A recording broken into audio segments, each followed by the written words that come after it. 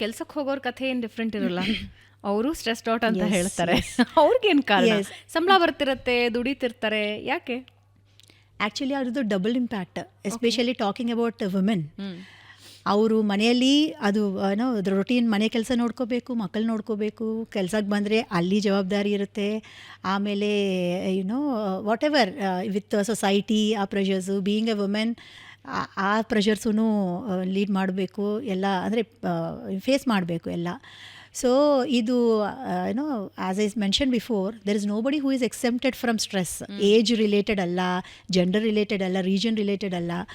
So everybody ಎಲ್ಲರೂ ಯಾವುದೋ ಒಂದು ರೀತಿ ನಾವು ಸ್ಟ್ರೆಸ್ಸನ್ನು ಕ್ರಿಯೇಟ್ ಮಾಡ್ಕೋತಾನೆ ಇದ್ದೀವಿ. ಅಂದರೆ ನಮಗೆ ನಮ್ಮ ಡೆಸಿಷನ್ಸ್ ನಾವು ಕಾನ್ಷಿಯಸ್ ಆಗಿ ಚೂಸ್ ಮಾಡ್ಕೊಂಡಿದ್ರೆ, ಅಂದರೆ ನನಗಿದು ಇಷ್ಟ, ಇದು ಮಾಡ್ತೀನಿ, ಇದು ಮಾಡುವಾಗ ನನಗೆ ಖುಷಿ ಅನಿಸ್ಬೇಕು, ಜಾಯ್ ಅನಿಸ್ಬೇಕು, ಬಟ್ ಅದರಿಂದ ನಾನು ಪುನಃ ಸ್ಟ್ರೆಸ್ಸೇ ಜನ್ರೇಟ್ ಮಾಡ್ಕೋತಾ ಇದ್ದೀನಿ.